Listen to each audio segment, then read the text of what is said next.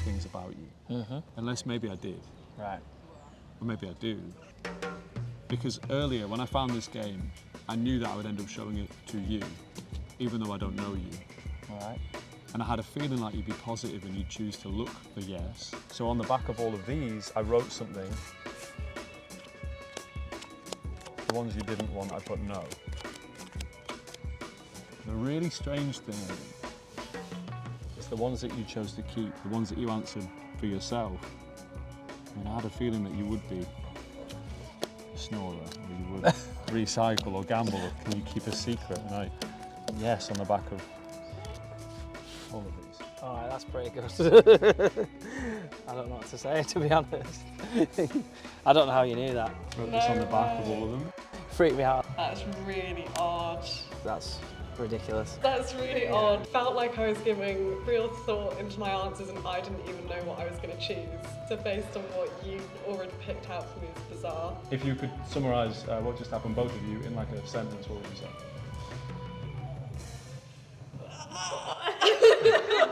That's how I felt. Hello and welcome to PredicTABLE. This is my latest release and I am very excited to be sharing it with you. So a few things. Thank you for being here. Welcome to the instructions. Second thing is, thank you so much for buying this. I am well aware that it takes real commitment to magic and to your interest in magic to spend your hard-earned money on new tricks and new routines, and I'm so happy that you picked this up. I really appreciate it. There is a lot to dive into. I'm going to try my best to be as brief but as detailed as possible. But for now, I just want to say thank you so much for buying this. Thank you for watching this. I'm very proud of this. I think a good place to begin for us to really look at where this began for me, and I'll show you the development and the different versions that were involved with PredicTABLE, and then we'll go from there. So the first few versions of this were really simplified compared to what you're holding in your hands now, but I want to show them to you because I think they're very interesting. I've loved Out of This World for such a long time, just like all of us, and the more people I speak to in magic, the more people I encounter that have their own version of Out of This World. And obviously there's a wealth of material out there, but I've never seen anything quite like this. So I had this idea about a year and 2 or 3 months ago, 12 to say 15 months ago. The initial creation of it was one of those things that I just went away and made up with a deck of cards. And this is what it looked like. I actually called it 49 questions. And inside of here, I would have a no card and a yes card. And then all the questions were written. In this case, this was probably the second one I made, I think. This was a deck of cards with questions written on the back. And these were questions that I spent quite a lot of time trying to find. There are specific questions in here that are not in PredicTABLE. They just didn't make it through. They weren't good enough. I actually found that this mixture of questions wasn't quite good enough. And the reason for that was simple. It was this mixture of questions wasn't balanced. And until you really try and make a version of this yourself, if you were to do that, only then would you kind of realize that you have to make sure the questions that you're putting on the cards, whatever those cards are, those questions have to be kind of, for the most part, balanced. I mean, ultimately with how I'll teach you to do it here, it doesn't matter as much. But when I initially began, the way I was doing this was Paul Harris, Out of This Galaxy style, because that's how I've done Out of This World for a long time. Because they're answering personal questions, it wasn't great if at the end there were way more yeses than nos. So the balancing of those questions is actually important if you're doing a handling like Galaxy. And with PredicTABLE, with the finished version that you now hold, it's been in development for way over a year, you have that kind of good cross-section of questions that are personal, some funny, some initiate conversation and have dual answers. And that really is what makes this better. So I guess part of what you're also getting is the questions themselves and the combination of those to give you the deck that you're now holding. But here we have things like, can you keep a secret? Do you like to cook? Have you found your purpose? That one did make it in. Are you a brave person? That did make it in. Do you drink coffee? Like that one didn't make it in. It just wasn't specific or interesting enough. And the end for this, which I'm sure will come as no surprise for anyone who knows Out of This World, but I was doing a red-black separation or revelation at the end. I also was writing 49 questions on the box, and on the reverse side, I was writing, I don't know. And I would give them at least one free pass on one of the questions should it be a little difficult or uncomfortable to answer. And the logic behind that was that it would allow me to also use this in conjunction with something like an invisible deck, so that I could show that I truly understand the person by knowing how they'll answer the questions, but also by knowing which one they'll set aside that they choose not to answer. It just, with feedback from friends, Marco Fida said to me it felt too much like a magic trick, it was too magician-y, and I totally agree. It's honest feedback, like Marco's early on with this, that allow things like this to really ferment and develop and progress. So it was in the simplicity really over time that this grew into what it is and what you've now purchased. But I liked the idea of being able to maybe predict a specific card that they would choose to not answer. It just made it feel very card tricky. And I should say, when I made this up, this wasn't the original deck. I did it on B stock because I always find the edges on B cards don't show the dirt as much, because obviously the intention of this is a deck you'll use over and over. It's the same reason that you have the full back design on the PredicTABLE deck, the Table Talk deck. And really this was just a quick way for me to be able to write out those questions and have a revelation that I, could clearly distinguish the red from the black, for example. I hadn't at this point arrived at the idea of making it look like a game or a real world object. So that was version 1, and I did that a whole bunch. I did it in pubs, I did it in coffee shops, I did it for friends and family. I did it at a few private parties, and it was good, it was strong. And I was doing this the most whilst I was waiting for this version to arrive. This, compared to what you've received, is so not good, but I'll show this to you, okay? So this was called Closed Questions, which was the name of this for a little while, because a yes-no question is a closed question. It was called Closed Questions, and the box says a real conversation starter. You can see the wear and tear and grot on that box and it really being done a whole lot. You can also see the gross on the sides of these cards. And these were just blank cards. And this is when I switched to bridge size, which I thought was nice. I knew the design of the box was all wrong, but I felt like this idea of open with closed questions, this idea of it being a game, it felt like I was getting closer to being happy with it. This version, I printed 2 or 3 decks of this. This version is the one I probably have done the most before it became Table Talk / PredicTABLE. And this was the one I was comfortable taking to private parties because it looks like a real thing for the most part. And it just looks like a simple game. I always had the intention to have the box redesigned.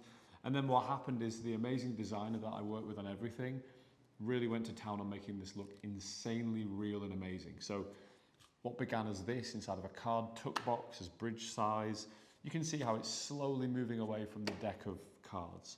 So this was where I added in questions like, if anything is possible, is it possible for anything to be impossible? And this was because I wanted it to feel not just like I understood the person, but also I wanted it to feel like at certain points they really could have answered in either direction because it was open for debate or discussion, or had an ambiguous answer, for example, but I was able to understand how they would choose to look at that specific thing in that moment. So it just adds layer upon layer and layer and layer about, the details of the prediction itself, because that's what this is, right? It's a prediction trick. This obviously was the move away from cards being on the faces, and it was a friend of mine, it was Joe Barry, who said that I was going to print yes or no on the back. He said that I should handwrite yes or no on the back of these cards. So this is what I did for these versions, was handwritten on the back yes and no. And this was where it really started gaining traction. I thought it really gained momentum at this point. So obviously I then realised it doesn't quite look right as a game. It doesn't look right in a card box. But we're almost there. There's something really to this. And then I was in a stationery shop. I love index cards. I really carry them around everywhere and I use them all the time. And I've never really had a purpose for one of these, but it's an index card holder with a you know, like a binder through it. And it's to make like flashcards, I guess, so you can carry them around. I thought it's kind of cool. So I actually made the deck out of this. Now, this specific version, I think I performed with it twice, whereas these two versions saw a lot of airtime and a lot of refinements were made when it was like this that really made it great. This one had a real problem from the get-go, which was mainly these things just don't handle very well. Some index cards handle great, some don't. I didn't want it to feel like just blank cards. That was kind of what I didn't like about this version and how the cards looked. It didn't have any logo or real design sense about it. And nowadays in bookshops and things, and even on Amazon, when you buy things that are games, they look really good. Like they've really stepped up how things look, you know? So I wanted this to really look like a real thing, and this didn't cut the mustard. So I thought maybe this could be something I would say that I had, you know, found online, or it was kind of a quiz or a selection of questions that I found in an article, and it was a personality test. And I was going to have, here you go. So a healthy mix equals normal, and perfect separation equals psycho. That was a very silly ending to it that I didn't try out, but I did have there if I wanted to. But everything in here is kind of the same, and I liked how this looked, and it was kind of an interesting object, and the questions are all there. And this was when I introduced the way the questions are structured to tell you what's on the back of the card. I'll say more about that later, but that was when this came along. This had a couple of performances. It was a bit clunky. They were kind of annoying to handle. You can see this really hasn't had that much use. So then we arrive at a time where I was out there doing this, actually gone back to this version, the few decks I had left, and they were slowly kind of wearing out. That's the final one. And I started really showing this around to friends of mine and magician friends I'm talking about. And they liked the idea, and everyone I told it to was like, wow, that's really amazing. And I started to think, you know, maybe there's something to this and maybe it's worth sharing. I just thought at the time it was a presentation of out of this world that, you know, didn't have an object really that was quite right and all of that. So I was just doing it a lot and enjoying it. And then I set my amazing designer. Together we found a real game called Table Talk. And it's really a card game. It's really a deck of like 50 questions or 100 questions. And it's funny, but we found this after all these other versions. And yeah, so it looks very similar to this. This is not mentioned in the advertised copy. It's not mentioned anywhere for a reason. Like Table Talk would have been an amazing name for this, but I didn't call it that, and I didn't call it that because I didn't want this coming up on Google if people look for the game. So if I show this to someone and they remember the name Table Talk because of the alliteration and the nice box and stuff, and because the effect, when you do it on someone, it's very mind-blowing. So I didn't want them to go, is that a real thing? And then they search it and then it comes up on, you know, my website or on the Magic Cafe or on any other magic shop. So that's why this is called PredicTABLE, and not Table Talk. So please don't use Table Talk if you talk about this online anywhere. But if you do look up Table Talk, there's a game that looks very similar to this. It's a real game. And that's why I think part of the reason why this hits so hard is it just feels so real, because it is a real thing. And I've really kind of changed what the game is, and everything about this deck is different. But all that said, went with this beautiful design, the box which became functional. So we switched to not a card box, not a thing with a hoop through it, but instead a box that acts as a perfect holder for your deck side on the table. We put in things that are like nice little details. Of course, the card stock is really, really nice. We stuck with bridge size. But for example, the designer that I worked with spent the time and took the time, I hope you can see that in focus, to add these little logos. I mean, you've got your deck, you've already looked at it, but go through, to add these little icons that connect with each question. And later on, that will allow us to do an extra bonus trick, which you'll see me do here in the studio as well. And it really made a difference, I think, in terms of how this looks and how real this looks. So the card stock's great. The back design is really amazing. I love it. The yes-no cards are stylish looking. The size of the cards is amazing. If you were so inclined and wanted to palm something that's bridge size, it's super, super easy. We put in an instruction card, which I never really read out or refer to so much, but it just makes it again look more real. And I mean, that's the deck. It's really amazing. I'm so happy with it. It doesn't have a border, so that it doesn't show any kind of dirt or marks that you get on there from having it spread on the table or being in people's hands. It pops more and more from a distance, like it just looks so good. A few details I'll go over about the deck before we get into the handlings and stuff that you may not realise initially from looking at it. Obviously, I didn't want to ask you to handwrite yes and no on the back of 40 different questions, because that would be, you know, if that was me, I'd be disappointed to have to do that.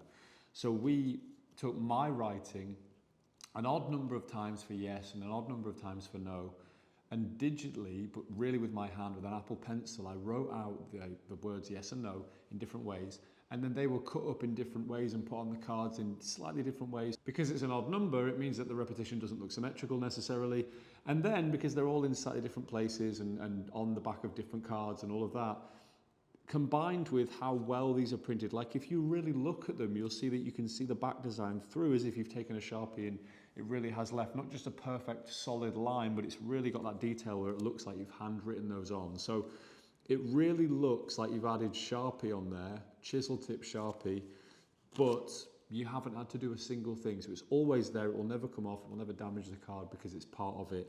But it looks just incredibly real. I'm still amazed with how well that writing on the back of the cards came out. One final thing before we really get into, you know, we've covered all the development of this, is that the questions on the face of the cards will tell you what's on the back. So your deck will arrive in a mixed condition. They've all been quality checked, they've been packaged up, shrink wrapped. You're watching this, so you've arrived at the instruction link that's included too. The questions, if they begin with can or do, that means that they have a yes on the back of the card. Can you multitask? Yes, I can. If it has anything else, it's a no. Now, this is helpful and useful for all the handlings taught and the displays at the end and the cleanups and stuff, because it means that without having to peek at the back of anything, without having to do this or anything like that, you can just know what's on the reverse of any one single question. So can and do equals yes, good, anything else is no. And that's a really nice feature. Like I remember telling this to John Bannon when I was sharing this with him and going over the details of this on a call. And he was very, you know, happy that this was built into this. It's a nice, simple, extra touch that for you is no effort, but in performance, it means you have complete peace of mind. So, beautiful German cardstock, amazing box, really looks real. That's how it's developed over time. I'm going to be teaching you 3 handlings for this, but understand that any handling you already have for Out of This World will work. The object makes this look real. It feels like an incredibly personal prediction that once you've done for one person, it doesn't even make sense that it would ever work for anyone else, because it's based on their specific and personal answers and preferences and who they are. So how could this ever work for anyone else? You know, it's a completely personal prediction that when you perform, you will get to know the person you're performing it for. They will get to know you. Or if you choose to do it for 2 people, you get to know both of them at the same time. It naturally has humor, intrigue, tension, relaxation, revelation. It just has everything, surprise. And for all of those reasons, I'm in love with it. And I'm not shy to say that. Not because it's my idea or whatever. I'm happy to be sharing it. I'm incredibly proud of the quality of it. And I really want you to be out there doing this. I love this so much. No, it is not the everyday carry, you know, equivalent of hide a key, but this is always with me. It's always in my backpack. It's always in my case. It's always with me. And lately, all I carry around with me is a way to know what picture someone's drawn, usually Control-C, this, and hide a key. That's it. That is the development of this. The handlings have changed over time. Everything about them is going to be taught here in detail. We're going to cover bonus material. This is going to be a long video and I'm trying to make it short. I'll edit some of this out. Stick around, it's going to be great. Here we go. I understand it was explicitly clear before, but I do want to just go over what it is you've received and how it looks close up and, you know, what to use. The box, you can choose whether you have it like this. That's how I display it. just out on display, but it will have arrived to you like this.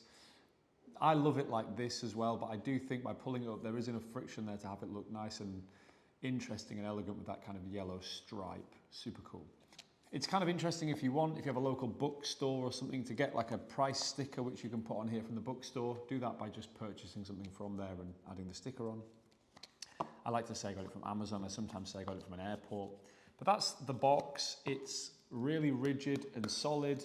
It will keep the cards safe, you know, for life, but really functional as well. I like that you can take this off and display the name Table Talk. So if they do look that up later on, they won't see anything. But I also love that you can use this as a holder. And we'll get into all of those ways you can handle this in a moment. But then of course you get the instruction card. And I think it's important that you should read this and understand it. I'll read it out loud for you right now, just very quickly. It says how to play, because this is the framing of the game, right? This is the framing of, you know, the justification for why this object apparently exists in the real world. How to play. Remove the yes/no cards and shuffle the question cards. Place the question cards back into the box. Then player then takes a question, reads it to themselves, and secretly places their yes/no answer on the table. The question is now read out loud. The group should work together to determine if the answer is yes or no. There are no points, no losers, no winners. Once you've worked through the deck, you should all know each other a little better. I came up with this justification that justifies the whole procedure, the objects, the process. And I actually haven't changed it since I discovered or, you know, came up with that game, because it is a real game that you could do with this deck, and it sounds completely genuine and legitimate. So I recommend that you familiarise yourself with the apparent way that the game is played, and then you can use that as a way to introduce the object regardless of whichever handling you choose to perform. When you get your deck, it will vary in terms of which handling you're doing. When you get your deck, it will probably be mixed up because they are all quality checked, these cards. But obviously, understand them and take your time to go through them. But you'll have 40 questions. There are 20 of each. There's an even split, so that any version of Out of This World that you do already, any handling for that kind of effect will work. The cards as well, I should say, handle so nicely. You absolutely can Faro shuffle them, and in one of the handlings we'll be doing exactly that. They're nice and small, they're flexible, they most importantly feel real. They don't feel exactly like playing cards because of the size and how they look, you know, but they very much handle like them. So all of that being said, that's what you get. Let's dive into the first handling, the main handling. And let's do that, let's start that process by watching a full performance of me doing that for some of the people you will have seen on the trailer. Okay. All right, Aidan, so it's Sunday afternoon. Yep. You're sat outside on a lovely day by the canal, and I've come over to you and said, can I show you something? Correct. Right, but we don't know each other. It's really, really important that you understand that. Yep. Did you plan on coming here today? No, it was like a last couple of hours thing. Right, so, even yeah. better. So it was kind of spontaneous that you're here. We were just in town, and now we've come here. Right, okay. This is a real game. Have you seen it before? Table talk. Table talk, right? Let me explain what it is. Okay. Okay, so those are the rules. We don't need that. It's a bunch of questions, and it's apparently, it says here, you can see, there are no points, no winners, no losers, right? So the aim of the game, it tells you all the rules there, but I'll explain them. Right. You get these yes/no cards, and let's imagine we were all having dinner, right? So you take those, and then I might ask you, for example, Aidan, do you recycle, right? Okay. And then you would put the answer face down. He's like, let everyone know, yes. So you'd put the answer face down, Yeah. and then everyone around the table would try and guess what they think the answer to be. Yeah. And then as that kind of happens, you get to learn what people think about you, the assumptions they've made about Right. you. And then at the end of that round, you would turn the card over, show everyone what your real answer is. Right, okay. And there's no points and stuff, but the aim of the game is you just kind of, it breaks the ice if you're in a group of Yeah. people you don't know. And it just starts conversation, I think, is the point of it. Fair enough. So we're going to play a strange version of this game, but you get to decide first. Do you want to be nice and positive and look for yes, or do you want to look for no? I'll go for yes then. Yeah. Okay, yeah.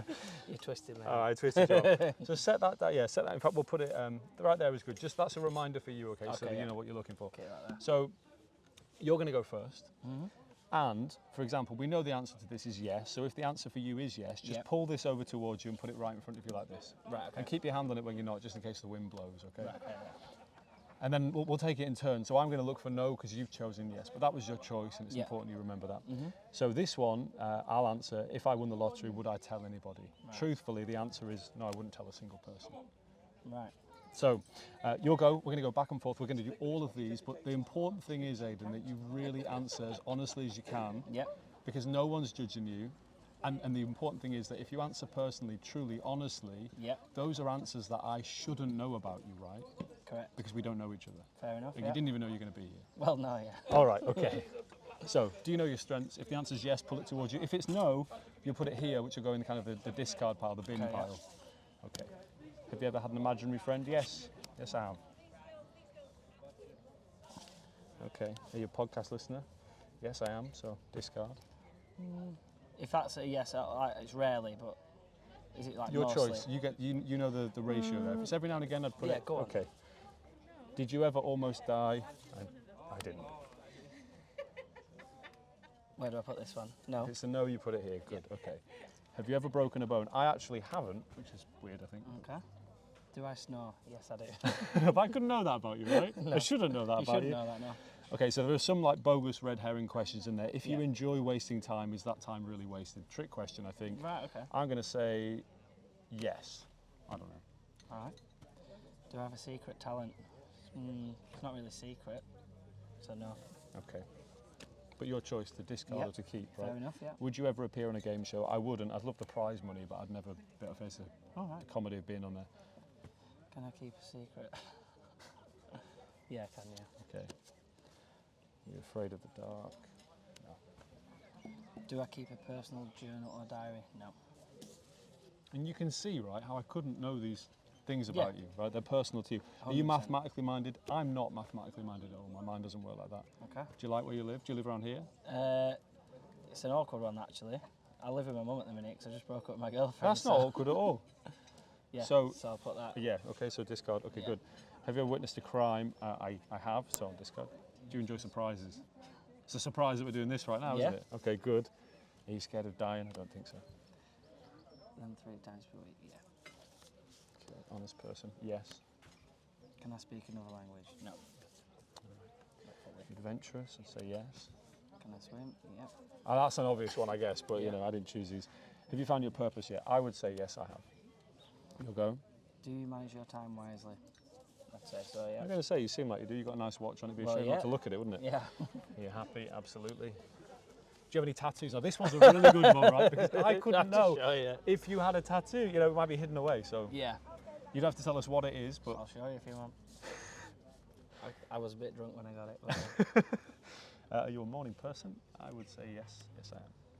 Do you enjoy spicy food? Some people do, some people don't. You look like the kind of guy who doesn't, I'll be honest. I but like don't the know. beginning of it. Not the I do like eating them, yeah, I suppose. Okay, that's good. Have you ever broken the law as mine? I'm going to be honest. Everybody Glad has, you haven't got they? that one. Can I multitask? Ooh. Yeah, with some things, yeah.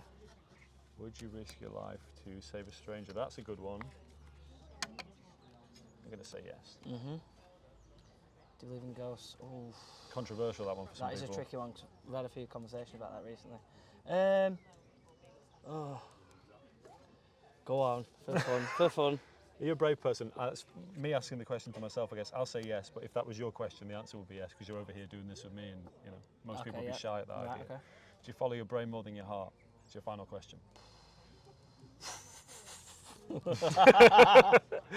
Okay, if anything is possible, is it possible for anything to be impossible? I will say no to that. Right, okay. So we don't know each other. Yeah. And what's really important about this right now is that I couldn't know those things about you. Mm-hmm. Unless maybe I did, Right, or maybe I do. right. Because earlier, when I found this game, I knew that I would end up showing it to you, even though I don't know you, and I didn't know that I would meet you. Right. And I had a feeling like you'd be positive and you'd choose to look for yes. So on the back of all of these, I wrote something. The ones you didn't want, I put no. The really strange thing, Aidan, is the ones that you chose to keep, the ones that you answered for yourself. I mean, I had a feeling that you would be a snorer, or you would recycle or gamble, or can you keep a secret? And yes on the back of all of these. All right, that's pretty good. That is actually pretty impressive. Oh, I don't know what to say, to be honest. I don't know how you knew that. That's ridiculous. Freaked me out. So now we've taken a look at a full performance. You've seen all the questions that are involved. You've got everything in your hands. I think it's a great time for me to teach you the main handling for the performance that you've just watched. Obviously, this is a slow burn trick. It takes time to perform, but you should embrace that. It's about the conversations you have with the people when you're performing this trick. It's about the connections you make. It's about the things they learn about you and the things that you learn about them. And all of that together means that, you know, this takes a little longer to do. No, it's not a walk around strolling table trick, but yes, it's an amazing, unique way to do out of this world. It's an incredible prediction, and there's nothing you can do, I don't think, that will feel more personal than predictable. And the main handling is I introduce the box, the idea. I take out the how to play card and I set that down. Sometimes, you know, I'll read from it and I'll explain what the rules are. But more often than not, I'll just set this aside. And if they want to look at it, they can. Or if the table is specifically kind of grubby, we can put that inside of there to protect the cards itself, and this off to the side. So in terms of how the deck is set, it's very simple. I usually will have the deck separated with all the no on one half and all the yes on the other half. And if they're mixed, you can do this as you go through because you can read from the questions. But I have those separated yes and no. And then these cards that are apparently part of the game, the yes, no cards, I put on the back. And then usually the how to play goes on the face. This goes inside of here, goes inside of here like this. This means I can bring this out, introduce this, show the how to play card, use it as a prompt to describe the rules as if I'm not fully sure myself. I can set this aside, but I can also show the back of them because I have the yes, no ones here. They're kind of acting as cover cards because I want that surprise when they turn over the cards at the end or when I turn over the cards at the end to be, you know, a complete surprise. I don't want them to understand that that's there already. So I want to kind of flash a few backs so that they feel like they've seen more than they have. So I might have them on the back there, turn the deck face up, take them off, explain about how you would mix these up and set them down on the table and the group would guess, and then that's it. And then the first important decision for them is, do they want to be yes or do they want to be no? Do they want to be positive and look for yes, or do they want to be negative and look for no? And it's fine, and they can choose either. It really makes no difference to you, okay? So you give them that choice. Let's say they choose to be positive. That's fine. So now you can take these. Remember as well, I like to start most of the time with the deck pre-alternating, because here we're working with the John Kennedy intuition / red-black approach to Out of This World that Leonard Green's got great work on, lots of people have used in the past. I'm going to be teaching you some very simple changes that I think enhance that and make it extra interesting for this. It's perfectly fine to start with the deck pre-stacked. I mean, often that's what I do. You see in the performance, the deck comes out, I show the backs and stuff, and then I just spread them on the table and then we go through the questions. However, I'd say the other 50% of the time, I'll have the deck separated like we've talked about, all yes in one half, all no in the other. They'll make a choice, and then I'll push through and explain how this has all these different questions in that in a moment we'll play the game with. These are some of the questions. And then I'll catch a break at where that group changes. So where the can and do in this case become are, I know that's where the split is. So it's 20 cards and 20 cards. And then I'll do a faro shuffle, just like this, and shuffle them. And then set them out on the table just for a brief moment. So we're going to play this game. We're going to play a slightly different version of this game. You've chosen to be positive, and that's a good choice. Are you sure you want that? Okay. But you'll also decide where we play from, okay? So now you have yes, no, alternating all the way through the deck because of that faro shuffle. If you feel uneasy about a faro shuffle, just have the deck preset yes, no, yes, no, yes, no. Use this as a cover card and you're away, you know. But if you can do a faro shuffle, great. The advantage of what I'm about to show you is that they're going to choose which they search for, so in this case, yes, but they'll also get to choose where the game begins from. So I then say, you're going to choose where we begin to play from. I'll dribble the questions, and I try and call them questions at all times. That's, I think, a good little touch. I'll dribble the questions. You say stop somewhere. Stop. Okay. And then we'll cut at that exact point, and then I will spread on the table. So you've taken the cards out. They're separated yes and no in respective halves. You've given them a faro shuffle, or they're already faro shuffled together, ready for the John Kennedy red-black intuition handling of Out of This World. So even if you start preset, here's what I really recommend that you do. You give them the choice of yes and no, that's the first choice. And then you say it's important that you remember that that was your choice. And then you let them choose where they would like the game to begin, and you break at that point really fairly and you smush them out on the table. And now I look down and see what this question is. If it's can or do, which in this case it says, do you have a secret talent? We know that says yes on the back. And because we know that, it means that we have to have them go first because they've chosen to be positive. Okay? So now what I explain is, so we'll look at the questions together. For example, you'll go first. Do you have a secret talent? Because you've chosen to be positive. If the answer is yes, you'll pull that question towards you. If the answer is no, just push it over here and this will be the bin. This will be the trash if you're American. So that happens, right? And then I say, great, so I would go, have I ever had an imaginary friend? The answer for me is no. It's untrue, I did have an imaginary friend, but you know, I might say something different dependent on. In this case, when I'm setting the examples, I want to put one here and put one here and show where the trash or the discard pile goes as well, so they really understand the procedure. So then we're going to go all the way through the deck. So very quickly to recap, deck is separated, yes, no. You do a faro shuffle, which has to be a perfect faro shuffle. If that makes you nervous, just have them preset alternating and bring them out. Do that display with this on the back. Let them choose yes or no. Dribble, let them choose where they begin from. And then if on the front it's a can or a do question, a yes question, or whatever question they are looking for. If it's for them, they go first. If it's for you, you go first. And that way, because you take it in turns, you will always only ever be answering questions that say whatever you have in front of you. So in this case, no on the back, and they will only ever be offered questions that have a yes on the back. But you have to kind of really think about it to understand how deceptive this is, because it's also in the past been, I think, kind of dismissed by certain people as not the most fooling way to do Out of This World, but it is. Let's imagine we go through like this. Just as an example, this won't happen exactly like this. Do you gamble? No.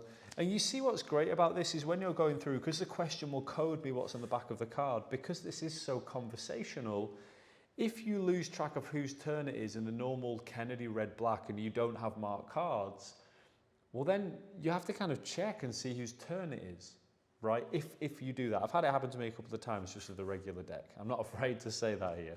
Whereas with this version, if we're having a deep conversation about gambling or whatever that is, or do they fear the unknown, or are they scared of dying? If we're really talking about these things, but we're talking about them properly, you can just look down and see that it says here, do you follow your brain more than you follow your heart? And therefore, I now know that it's their go to go, and then it's my go. And you just can't lose track of anything this way. So let's just push a load of these off to the side, say they're in the discard pile, it's their go here, it's my go here. And say they say no to some of them, and I say no to some of them, and it's all fairly random because it is, right? Can you keep a secret? Yes, they can. If you enjoy wasting time, is that time really wasted? And this is the end picture. You have a discard pile. You'll see in the performance, the discard pile is here. But when it comes to the revelation, I scoop these up and move them out of the way. When I've seen people in the past do this version of it, they'll emphasize that this is now a mixed group. This third pile. And it is a mixed group. This really does have yes in there and no in there, but I don't want to draw attention to this. I want to scoop this up, set it off to the side. It's unimportant. It's all about what they've answered here. And it's partly about this, but it's all about this. This is all them, right? So this is unimportant. So at the end, I'll play you another performance of me doing this, and I want you to really go back and look at how the attention is shifted to here and partly to here, but definitely not over here by the end of it. I think that's an important thing. Unlike if you're doing this with cards, you can go, look, all the ones that everyone threw away, they're mixed. But with this, who cares if they're mixed? I don't even want them to remember there was a discard pile necessarily or fully. And let's just talk about the third pile. If they do look at it or you show it to them because you want to, the reason there are yes and no's in here are because I couldn't know where they would choose to randomly start the game from.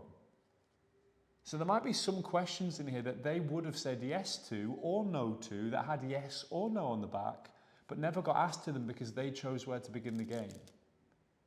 So it makes total sense that there's a mix in here, but I just don't want to waste any moments bringing attention to this pile. But you can say, hey, there are some questions in here that I knew you would say yes and no to, and there are some here that I knew I would say no to, and that's why I put them here.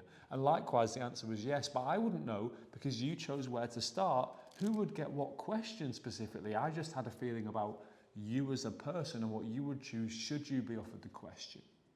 And that's how you can really justify and make it clear and logical that there is a mix here. So if you want to, you can say, I couldn't know where you wanted to start the game, where you would choose to begin the game at random. So there are some in here that I know you would have said yes to, and I know you would have said no to, but you didn't get offered these. Or for example, because you were looking for yes, I know the ones in here that you said no to do indeed have something on the back. Let me show you. No. But this one, yes and no. And this is all this all makes logical sense, but I think it's the wrong time and the wrong moment and the wrong focus to draw attention to the fact that they're mixed. I think it's the wrong idea. So I don't do that. I just scoop these up and put these off to the side. So what we have in front of them here is lots of cards that say yes on. But the really amazing thing and the great thing about the Kennedy intuition red-black, and it doesn't matter with cards because they're face down cards, but with questions it makes a real difference. On all of these questions, can you keep a secret? Do you check your horoscope? Do you keep a personal journal or diary? Do you exercise more than 3 times a week? Can you swim? Do you follow your brain more than your heart? Do you manage your time wisely? Do you fear the unknown? Do you like where you live? Can you speak another language?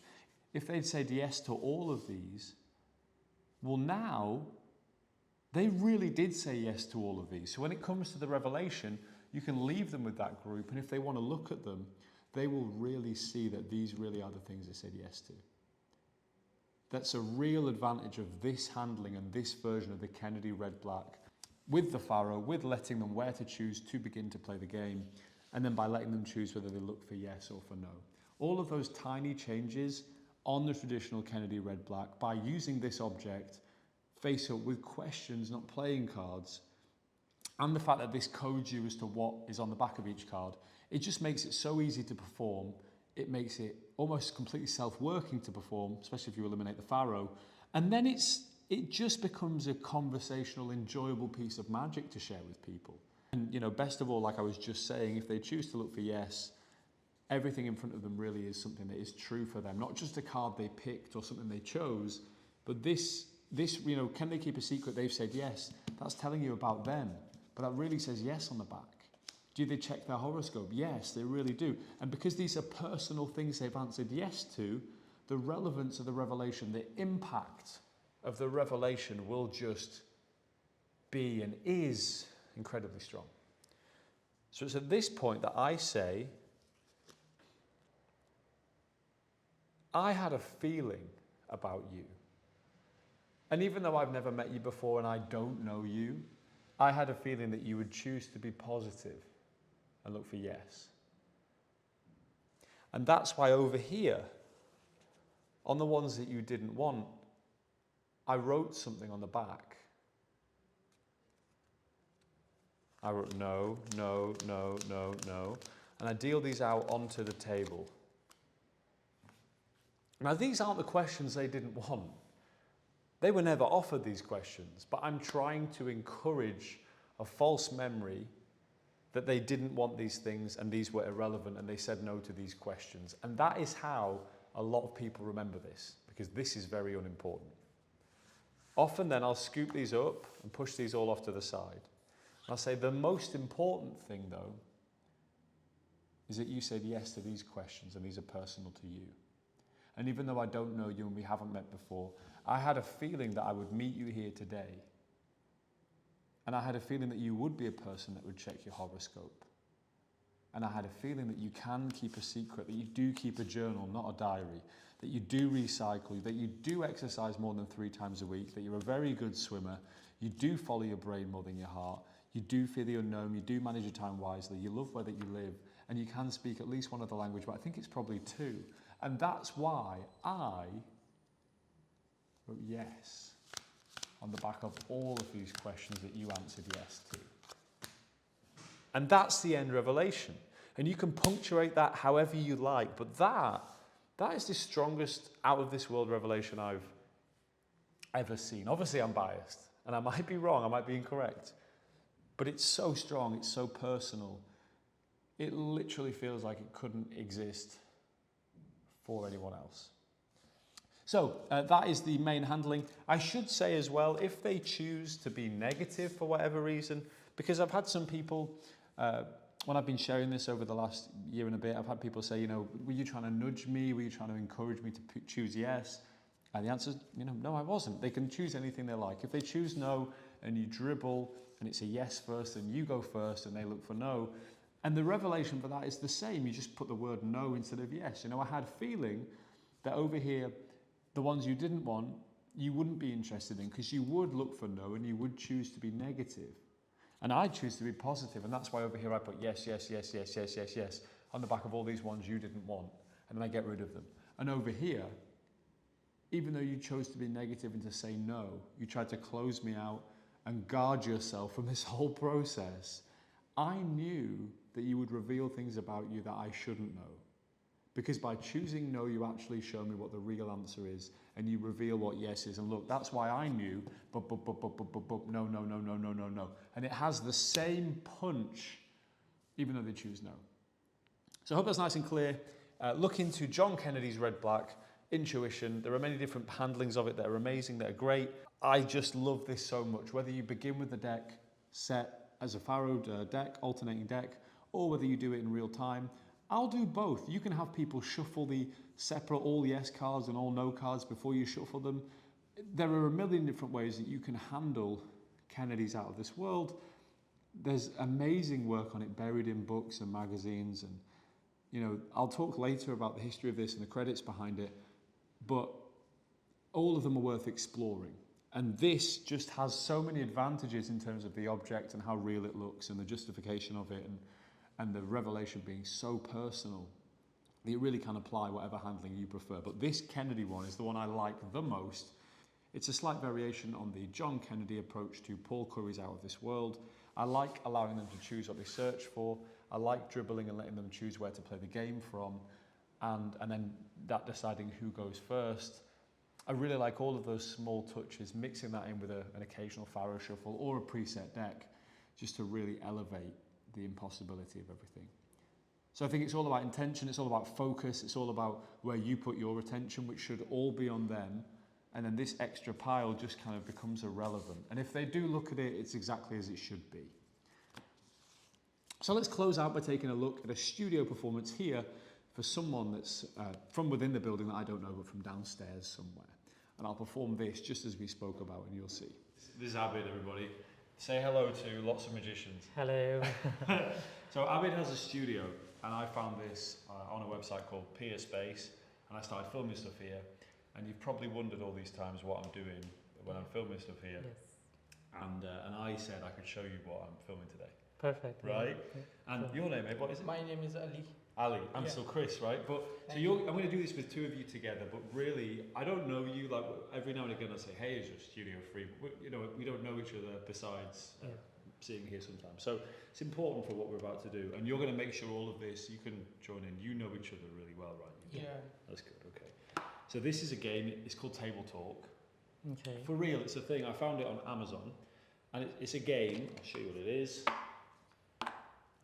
So here we go. There's a bunch of questions and stuff, but it says how to play. So you get these yes/no cards, and the way that you play the game apparently is, and I'm yet to play like this, but we'll play an interesting version of the game. Okay. The way that you play the game is you would take the yes and no and mix them up, and then you would take a question like, can you multitask? And then you would put the answer to the question on the table.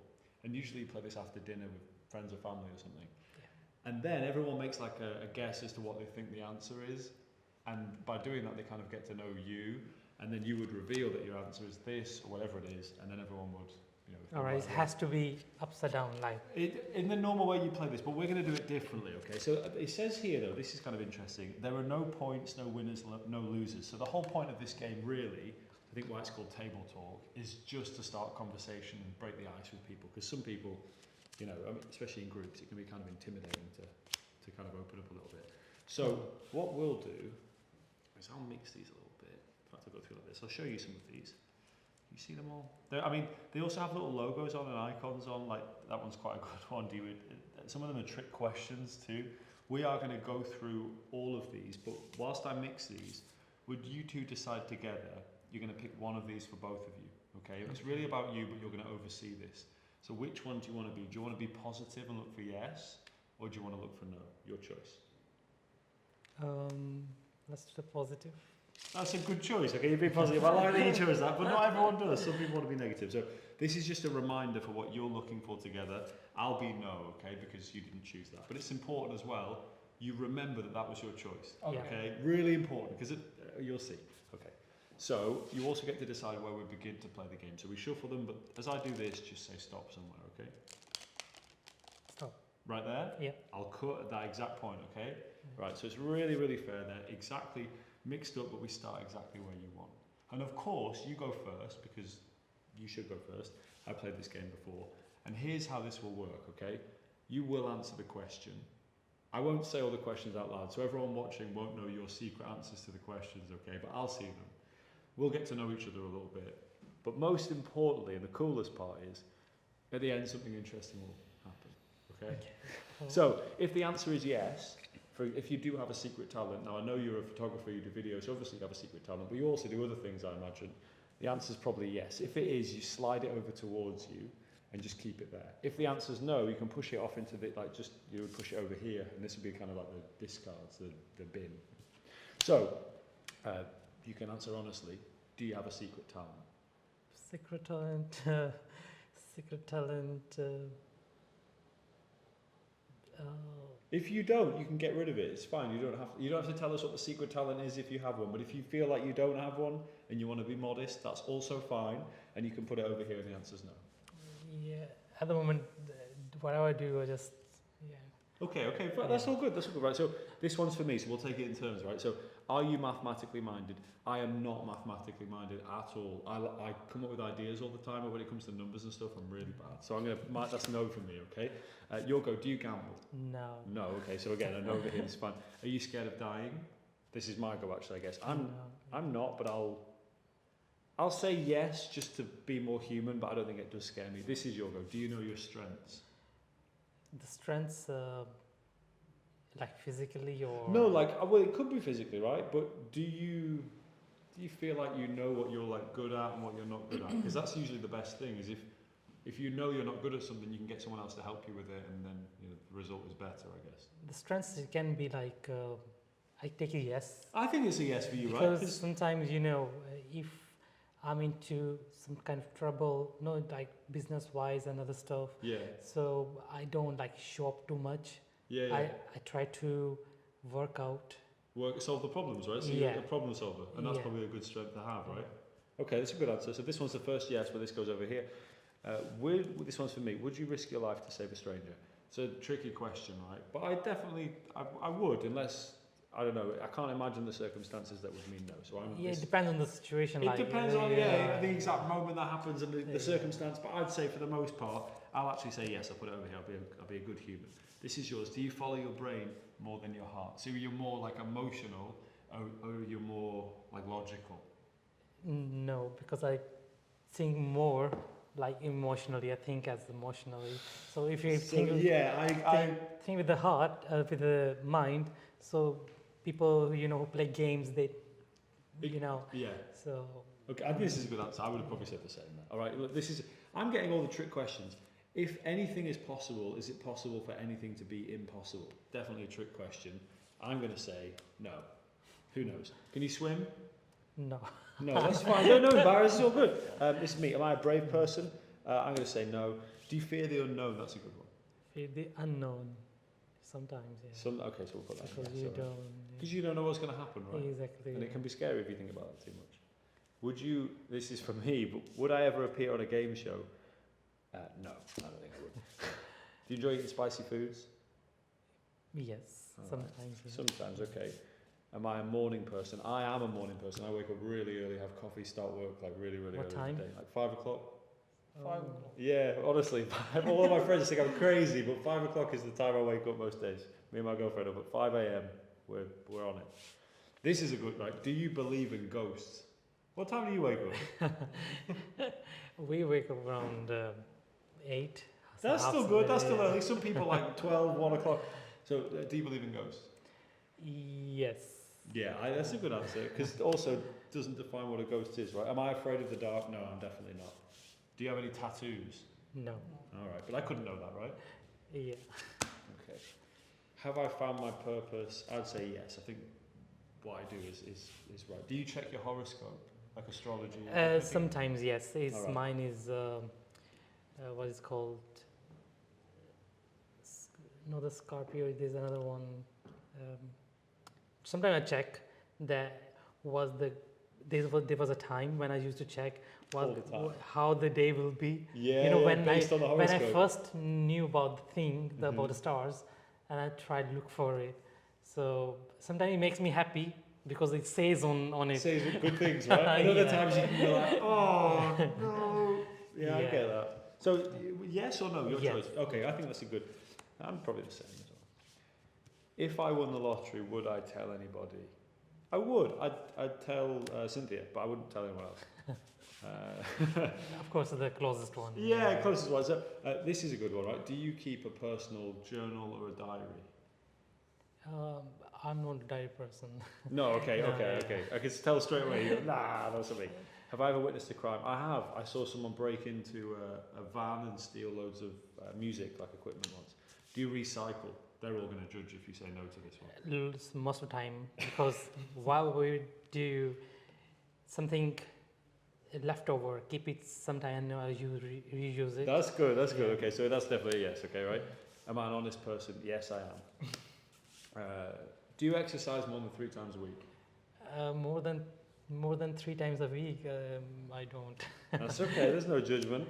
Yeah, when I go home, obviously when I play with the kids, Yeah. it's no actual exercise. You go on your own. No, and but do it's still it. exercise, right? I think so. Yeah, I don't know. That's a tricky one actually. That should be more clear.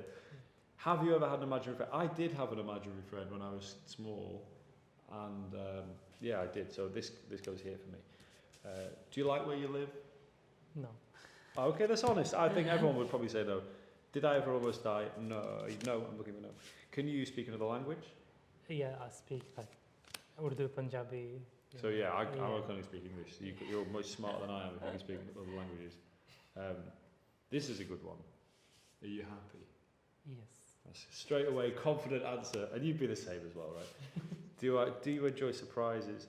Oh, this is yes for you. Do you enjoy surprises as well, or no? Sometimes I enjoy if obviously. Here's the thing: do you enjoy making surprises for other people more than you enjoy? This is not on here, but like just out of interest, or do you like getting the surprise on you? You know? No, I work both way. Yeah. Okay. Expectation and just for the closest one. For example, if something coming like birthday or I expect from my family the way when I do for them. Yeah. So just like for fun, not to get anything back. Just yeah. Okay, so I'm going to say yes. Right? That's a yes for you with that one. Do you know? I think. Am I a podcast listener? Yeah, I think I am. Sometimes. Do you manage your time wisely? Now I know the answer to this for you is yes, because you run this place and you have other things going on here. So you're obviously like a savvy businessman. So you must manage your time wisely. Is it yes? Yes. Right, good.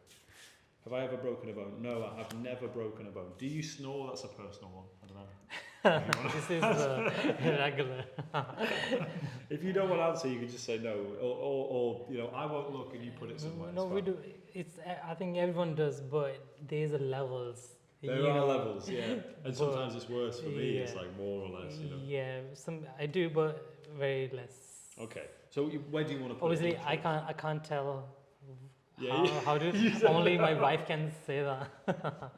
Say yes. She would probably say yes, and you would say that. I don't know sometimes. Okay, let's do yes. Yeah. So this is a trick question. I'm getting all the trick questions today, but that's fine. If you enjoy wasting time, is that time really wasted? Now, I would say no, because if you enjoy it, then it's not a waste of time, is it? Yeah. So I can go here. Can you multitask? Multitask, yes. Yeah, okay, good. Am I adventurous? Yeah, I think I am. This is a good, can you keep a secret? Yes. All right, straight away, no thought. Have I broken the law? No, I haven't. I don't think. I don't know why you're getting always broken, like broken bone. I and know, broken law. broken law. All the bad ones I'm getting, you're getting all the positive ones. Look, so, even, I know we've met a few times before, we've never met before, right? But I knew I was coming here because I have to book this space from you to film things like this. And because I knew I was coming here, this is the thing that I'm working on at the moment. But I knew, I said to you last week, I said, I want to show you something, right? And you said, yeah, that's okay. And what I did before coming here was to sit down with this game, and I did something to it. Right? Okay. So I had a feeling like you would choose to be positive and look for yes. I just knew you were that kind of person. I don't know how I just had a feeling that you wouldn't go, no, I want to look for no, right? Let me move these out of the way. Yes, these are yours over here. And I had a feeling that you wouldn't want these and that you would make me look for no. And that's why on the back of here, I put no on all the ones you didn't want. So probably but these ones, the ones that you really answered for yourself, right? You said you can keep a secret and you can multitask and you do snore even though there are different levels of it, right? And you do manage your time and you do like surprises, but you do it both ways. You can speak multiple languages, you do recycle, you do check your horoscope. You used to do it more, but you still do it sometimes. You do believe in ghosts, you enjoy spicy food, you do fear the unknown, and you do know your strengths. You said yes to all of those questions, things about you that I shouldn't know.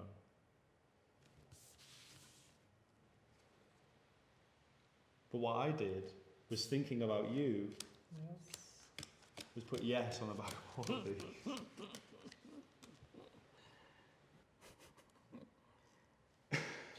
That's really strange. It can't be even not even one card is mixed with no or yes. It was strange. It was really strange. Yeah. Oh my God, I really love it. This kind of thing I've been watching on a TV, like on TV shows. But I don't know it's gonna happen to me ever. Final note that you haven't seen there on the performances or on the trailer, and it's the reason for this box being like this, is if you like, you can absolutely do the Pharaoh Shuffle or have the deck preset. You can then let them choose where to begin the game from, as we already spoke about, but then you can put them in the box, and this gives you a very clear peek of what is on the back, and it means that the questions are propped up here so you can't see the next question coming, okay? So you take this out, and of course now you can see what's on the back, but if you want to have this kind of sideways on here, you can see the question, and then of course the question tells you what's on the back. So by peeking it as you put everything in the box, you're able to see, like, if there is yes on the back here, after the Pharaoh, or if you pre-stack the deck, after the dribble, wherever you cut, if you put this in and it says yes on the back here as you put them in, which they don't know is there, it means that you know that no is on the face. So whatever you see here, whoever's searching for whatever you see here, the opposite is on the face, which means that that person has to go first. And this is just a way of avoiding those gross tables with drinks and things might get spilt. And it just protects the cards a little more. It also kind of really well hides the text on the back of the cards for if you're kind of surrounded or there's worse angles. And this is also really, really good for if you're outside at a barbecue, a picnic, or an outside part of a coffee shop, and if it's a bit windy, because everything's kind of protected in that place. Because you can place it down and have them place their finger on the top, which I think you'll see me do in one of the performances. So it's just a slight change on having the deck pre-stacked or doing a Pharaoh, but then dribbling, and then placing it in the box where they cut, and peeking as you place that in so that you know who has to go first, so that regardless of what they've chosen to search for, the whole trick will still work. I really like this handling. I like having options. I like having this option. I like the spread on the table. I like having the deck pre-stacked. I like doing the Pharaoh. I like messing around with all different ways to do this. But I just wanted to mention this so that you have all the information for the main handling. It's based on the John Kennedy red-black intuition approach to Paul Curry's Out of This World. Another way that you can do this, if you know Paul Harris's Out of This Galaxy that was in the 3rd Art of Astonishment booklet, and it's probably my favourite way of doing Out of This World with a normal deck of cards, you can do a really amazing handling for one person where they go through all of the questions and you do the Paul Harris handling for Out of This Galaxy. I should say here in my notes, I've got Wyman Jones and Paul Harris were the creators of Out of This Galaxy, and it was actually in a Magic Arts journal, from 1988, and also in the Art of Astonishment 3rd book. It's a really amazing handling. I'll go through it briefly here, but if you know it, you'll see how to apply it. I'll show you here how you can apply it to the face-up deck without showing the cards on the back and then the cleanup at the end. But it works really, really, really well with one person. I always prefer the Kennedy approach, the variation that I've taught you on the Kennedy Out of This World, but this is a perfectly good way to do it as well. The downside to this version is that because you're going all the way through the deck and you're not doing half the questions, it takes a little longer, but that's fine. But I'd say the main discrepancy here that's not obvious and people won't notice because they don't, is that because you are switching packets because of the cleanup, there will be some questions in the yes pile that they necessarily didn't say yes to, and there will be some in the no that they didn't say no to. But, you know, that's the balance that you have. If you do the Kennedy version, which is the one I recommend, the way to do that with this is perfect, I think. Whether you do it for one person or 2 people, I just think it's perfect. However, you know, this is an interesting way to go. So let's imagine they deal through with the deck here or in their hands, and they're in the same situation as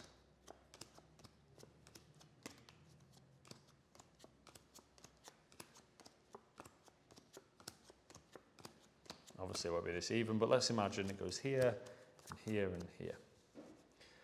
Okay, so there's yes here, there's no here. What you would need to do right now is to look for, in this case, so we've got are and have on the top. So I know that both of these halves have on the upper halves nearest to me, and these cards here, these top few, they all say no on the back. So this is no, and this is no, and this is no, and then this is no, and this is no, and this is no. So first thing you need to do when they finish the deal, however that happens, you want to look down and you want to see what's on the face of both of these packets, because they will both be the same, because what you'll have in this case is yes on the back of all these the packets, the lower packet, and then no in the top half. That's just how Out of This World works, especially with this handling. So you want to look down, you want to see what's on the top of both. In this case, they're both no cards on the face, which means that we need to go to the no pile first, okay? So we're going to go to the no pile first, I'm going to pick these up. And the good thing about this is, because this is the no pile, all these no cards are really ones that they said no to. It's really nice, okay? So I can now turn this over. I can say no, no, no, no, no, no, no, no, right? Can you see this? No, no. And when I see do, because do you gamble comes up, right? Or whatever that will be for you. The first one that is a yes, so you're paying attention to all the different things. If you see can or do, as soon as that comes up, you stop. They're freaking out at this point because they know that they said no to all those questions. And if these are no, this must be yes. And I pick up this whole pile off the table, show it as yes, gets another reaction, and then all of this in your right hand, so you're reaching over with your right hand, picking up the face-up packet, reach across diagonally, pick up everything here, show that as yes. Slap these on top of the ones that are now in your left hand, flip everything over, drop them on top of the no cards, and then spread out. And then you go, look, yes, yes, yes, yes, yes, yes, yes, yes, yes, yes. I said yes to all of these, and I had a feeling that you would say no to all of these. And you end like this. So go back and watch that. I don't want to go over this a million times for people that understand all this inside out. And the beauty of this being on video is you can watch it as many times as you want. But you're looking for what's uppermost in both packets. You go to that pile, so in this case it was no. You deal, and whatever that is, yes or no, depending on how you had the deck set at the beginning, which by the way, of course, you need to have all of the cards separated, yes from no, half and half. That's always true for this version. So please remember that. I just assumed that you would know that. So this is just a way of doing the Wyman Jones and Paul Harris Out of This Galaxy from the Art of Astonishment, Volume 3, or the Magic Arts Journal of 1988. It's a really great way to do this. You go all the way through the questions. It's a very good way to do it one-on-one. It's not my preference, but it does have benefits, and I like the displays and the rhythm of it. I really like it. I hope you try it out. So another way that you can do this, of course, is for 2 people. I strongly feel that this is in effect, a routine that you do as a personal prediction for one person that you haven't met or that you have met and you know. And I feel like that's when this is at its strongest. However, I want to share just how to do this with 2 people. It's very much like the way that I've already taught you to do it for one. It's a very interesting thing to do for 2 people, but I think its strength is with one person, so it's really personal. So it's between you and them. And it's kind of the space between you two as you do this. If you do it for 2 people, method-wise, nothing really changes. You actually just become kind of the mediator as opposed to the person involved in that. But the reason I like this between 2 people, just you and the spectator, the performer, the spectator, is not for my involvement. It's just because then I feel like the connection really kind of builds between you and the person you're performing this with and sharing this with, and you can have that real conversation. Whereas if it's 2 people and you really are the kind of the middle person, the mediator, the one overseeing the operation, which is also very interesting and cool. So the way this works for 2 people is, very the same or very similar, excuse me.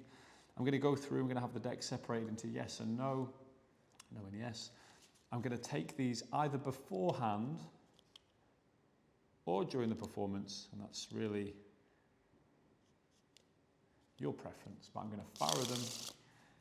To be honest, I've already said this, most of the time I'm doing this beforehand. What I will do a lot more recently now is to let them choose where they begin the game, like we talked about, and to put those in the box or not, so I can see what's here or here. And I can see that the first question is, do you enjoy surprises? So dependent on who's chosen to be positive and who's chosen to be negative, as an example, means that the yes person in this case would go first. So they would, if the answer is yes, pull it towards them. If the answer is no, for this person, they can discard it. And if the answer is the opposite to what they're searching for, they discard, right? And they go through like that. So do you snore? Yes. Do you ever almost die? Yes. So they can do this. They can discard, and they could discard all of these if they want. And they could, I like the spreading on the table, I should say as well. I really like that because it really minimizes any chance of them picking these up too soon and looking through them. So you end in the same situation. The reveal is slightly different. I like to just say, you decided to search for yes, and I had a feeling you would. And that's why I took a marker pen and I wrote something on the back of all of these questions. You decided to be negative as well, right? You were looking for no. Or that wasn't your choice because he or she already chose. And I felt like you would say that you weren't a brave person, but I really think you are. If you won the lottery, you wouldn't tell anybody. And go through and reveal all of these to be no first. I always do no first, regardless of the method or how many I'm performing it for. And I always bring the end focus back to this person, the yes person, because they do have tattoos. They do check their horoscope, and I recap all of that and reveal it to be this. And I leave those in front of them, usually pick these up, and these are back in the box whilst they're freaking out. But it's the same for 2 people as it is for the main handling. You're just looking at who goes first and then letting that person go first. But before they decide where to play, the small change that I think adds a lot is to let them choose what they want to be, and then to dribble the deck, the questions, to let them choose where the game begins from. So you've seen an in-studio performance earlier. Now I think it's a good time to go and take a look at what happens if you want to, as a bonus that you can do with PredicTABLE that allows you to do a piece of mind reading. Let's take a look at that now. All these different things on here, but what you'll notice about the cards as well as the questions is actually, can you see like the little logos on them? And they kind of link in with the question itself. Like horoscope has got a star on it and stuff like that. So what I want you to do is, and this is a little strange, mix them up a little. These are kind of hard to mix because they're like question cards instead of those kind of things. I'm going to have you reach in and take one. So put your finger like this, Ovid, and you're going to touch the back. So as I go through really slowly, just touch the back of any one of them. Which one? This one? Yeah. I'm going to square it right there, okay? I'm not going to look. I'm going to show you the question, but also the symbol. In fact, you can take the whole thing, have a look at it, and then hold it flat between your hands when you've looked at it. Okay? Yeah. Because I think, because we did this already, I think I can get inside your head. Now I understand how you think, and I feel like I know you both better. I can pluck out that thought from your head, okay? Can you remember what the little picture is on there? Take another look. I know you're not, you're thinking about the question. Yeah. Okay, good. Think about the little picture. That's all we'll do, okay? And then if you want, you can think about what the question is or the topic, but Shall I repeat the question? don't tell me the question. Okay. This is, you can say it in your head. Okay. Oh, this is definitely when you said yes to. This is... Yeah. This was about like multitasking and doing many things at the same time, Yeah. right? And then what was the picture you were thinking of? I was thinking picture of smile and thing all that time, but the one I see here This? exactly. Right, okay. How is it possible? Yeah, I don't know. And were you were thinking of a smiley face though, right? Not just the time. No, because when I looked at first, You thought it looked was like a smiley face. it's smiley face. Yeah. And then was it when you looked for the second time you saw it as the Yeah, clock? clock. Yeah.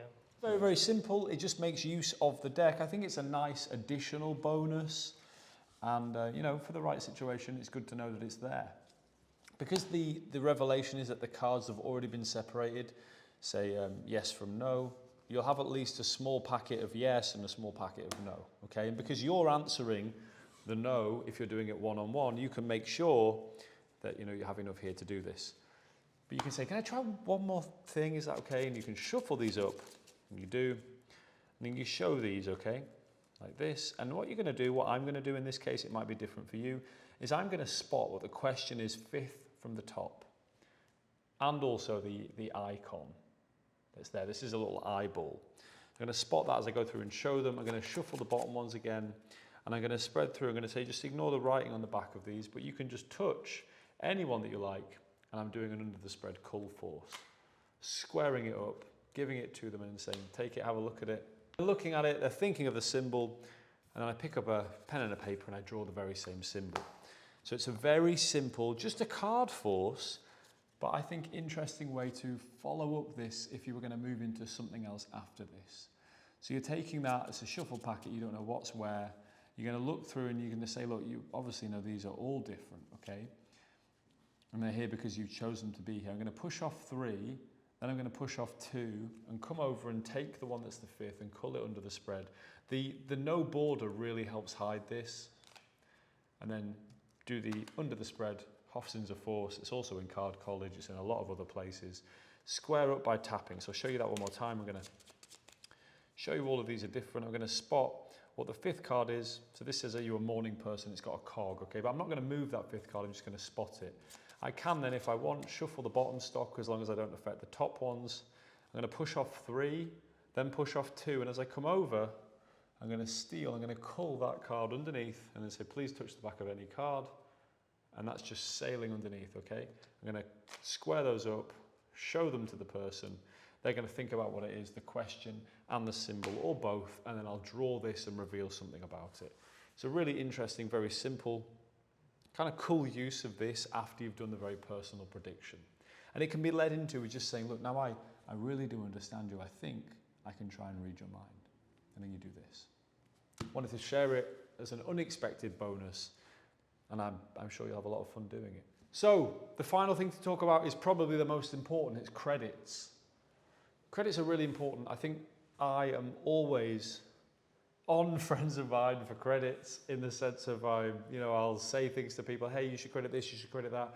I definitely don't always get it right myself, but I try my best because I think it's really important, and I believe it's important that we credit those that have come before us and that got there first and sparked an idea or began a thought or helped you develop something. So all of these people I'm about to mention have done all of those things, or at least one of them. And Paul Curry, Out of This World, Worlds Beyond, Penguin Magic recently, last year I believe it was, republished that book. If you don't have it, go and buy it.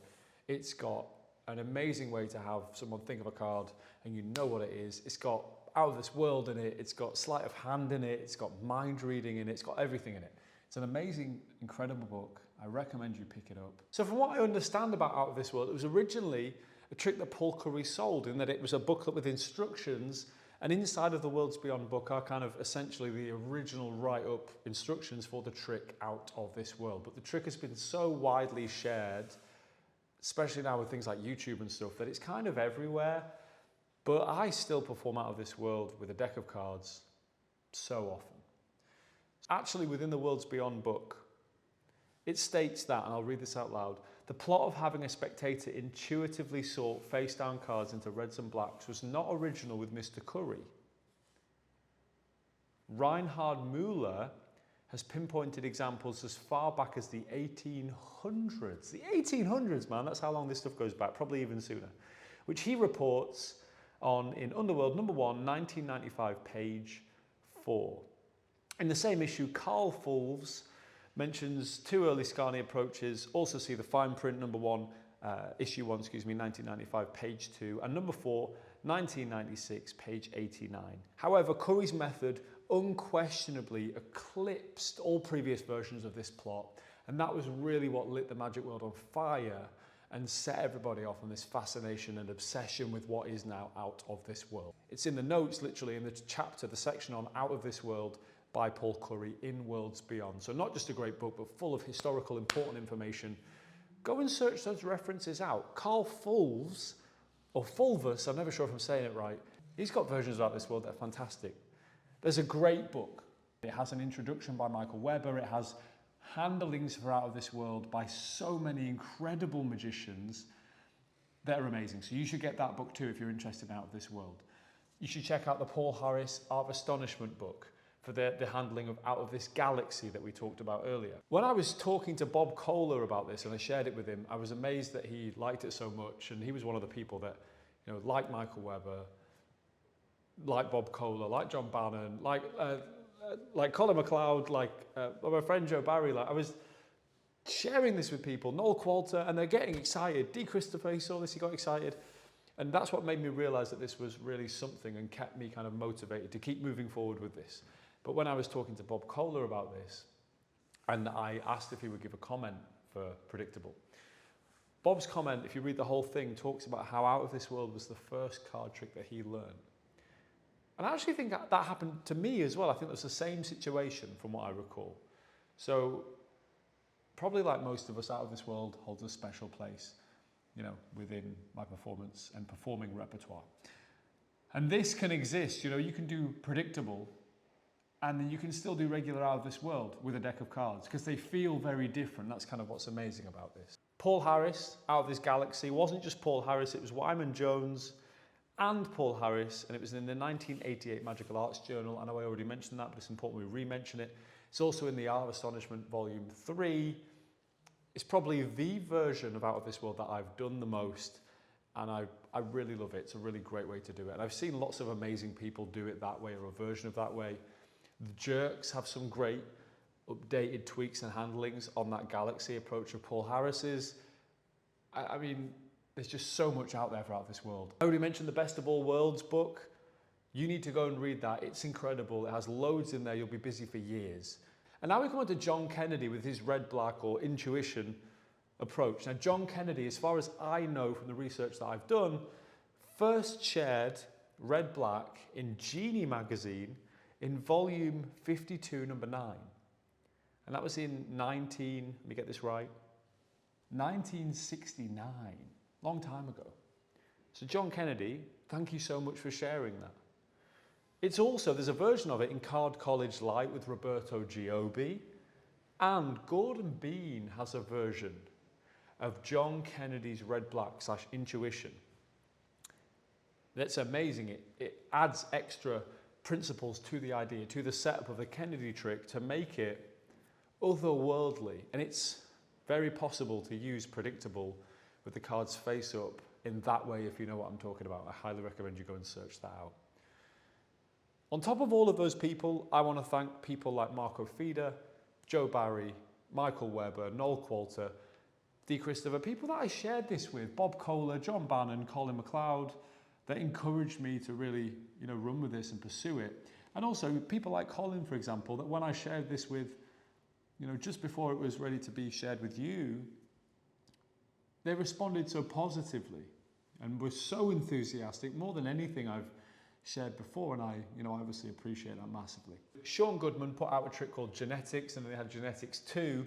That was a great release. I remember that creating a big buzz in the magic industry many, many years ago. Now it feels like 5, 6 years ago. It might be even longer, probably 8 years ago. But it's a great trick. It was a great premise. That was cards that had they're pink and blue on the back with the male and female symbols, and on the front of the cards there were objects and things. And although it was still, I understand it to be a prediction effect, the way that I see it, it was really about the choices that men versus women would make, because he would do it with two people, a man and a woman, the choices that they would make, and how at the end you would prove that, yes, look, women always choose all of these things. You've fallen into the same category as everyone else does, and men always choose this thing. And it was, it was playful and it was interesting. A shout out goes to the Jerks. I'm a huge fan of the Jerks. I'm a supporter of the blog. I really love it. I highly recommend, if you don't know what it is, search it out. Read the whole blog, it's amazing. It's full of incredible things. It's full of versions of Out of This World are hidden in there, but many great pieces of interactive magic. And I think, truthfully, my appreciation for the material that the Jerks shares with the magic world is what led me to really appreciate this performance style that's, more connection-based and more conversational and more casual. So I was working on this and had the idea and then received a book, one of the Jerks books, for that year of support. And in there was a thing, I don't want to say specifically what it was, and it had connections to this idea of questions being assigned with, with cards. And that was cards. And it was very good. And I straight away, as soon as I saw it, reached out to the Jerks and explained the situation. And showed, that at the time I was using the closed questions deck. They'd just been ordered, they were on the way. And Jerks said to me, you have my full, if you want to do anything with this in the future, you obviously feel free. It's different enough and it just shows we're thinking along the same lines. But I just want to mention that here, that he was, the Jerks was so great as always, and so cool about it. And it was nice to hear that we were thinking in similar ways. So I think now's a great time to talk about, what this is as an effect and what it isn't as an effect, and what it does and when's best to do it, and also some extra kind of insights and approaches that you can use and utilize to really go out there and do this. And a few bonus things you can do that are really interesting that I've played around with over the last year or so. The first bonus thing that I think is interesting, worth exploring, and that does link in with this, I just haven't found the right way to do this yet, is to take the yes/no cards and to just mark them. So that on the back of one of them, you can see, for example, which one's yes, just with a scratch by, whiting out something with a white pen, or by scratching off some of the ink, or by adding some black ink or grey ink. And there's like icons on here as well, so it's very easy to colour in one of the smiley face eyes. And now you can do, as a prelude to this game, you could say, for example, if you were to draw out a question, have you ever broken a bone? You could just read one without showing the backs to the people. So for example, with the instruction card on the back of the deck, you can take this out, you can go, for example, can you multitask? You put the answer down on the table, and they do, and now you read the mark and you can tell them what the answer is. And they say yes, and you would reveal that before they would show you what's on the table. So just the very, very simple idea of marking one of the cards so that you know which one they've placed down on the table, and then using that in a way that is a prelude to the predictable routine. I never really ran with this idea because I felt like it gave away the end a little too soon, that that you might know what it is they might choose. But I've always kept it in the back of my head as a possibly interesting exploration of using a yes/no card. I've printed these so that it's as easy as possible for you. So we printed these and designed these to have yes/no already on the back, but it looks like ink from a marker pen. That's to save you having to write out yes and no 20 times each, and having to make sure they go on the backs of the right cards. And I just didn't want to have that kind of ask of you as a person who's bought something. But because of that, it means that yes, no is on the back of the cards. But you could, of course, make up your own version of this if you really wanted to that said something different on the back. Which brings me to an idea and a point that I really battled with for about 4 months when we were really starting to have this designed and prototyped and sampled. And it was whether or not just whether or not we print the yes, no on the back, but whether or not we open this up to other languages. And the difficulty with doing that is it's kind of impossible to know who will take these and who will buy these where in the world. And then because of that, it would mean that we'd have to offer so many different versions. And because there's like a minimum order on the print runs with the manufacturer that I use, and because the quality is so high, I didn't want to compromise any of that just to offer, you know, versions that have the questions printed in, you know, French and Spanish, and then it's like Italian and German, and then I don't know where you end with all of that. When I was talking to Luca Volpe 5 or 6 months ago about this, and I showed him the closed questions version of this effect, he said to me, hey, it's actually great that it's in English because he's Italian and English, right? He's truly Italian in his blood. And he said, I can perform this in Italian, and I can say I got this from England in a bookstore. And he said, and I think this is brilliant, this opens it up to any language in the world anywhere. He said, I can just read out loud the questions, and it makes it even more conversational. And that way you can do this with anyone in any language and just label this as something that you picked up when you were here in the UK or over in the States. And something Luca said to me that followed that statement that he said that I've always really liked since he said it, was that yes and no wherever you are in the world is known, is understood. So the yes and no on the back isn't alien, that would be English language. So I just think that's a very interesting, awesome, thank you Luca Volpe, way to do this in any language should you so wish, without me having to make 25 different versions of this deck for you all. So I apologise for my selfish British ways by making this in English, but using that idea from Luca Volpe, you can do this anywhere in the world, any language.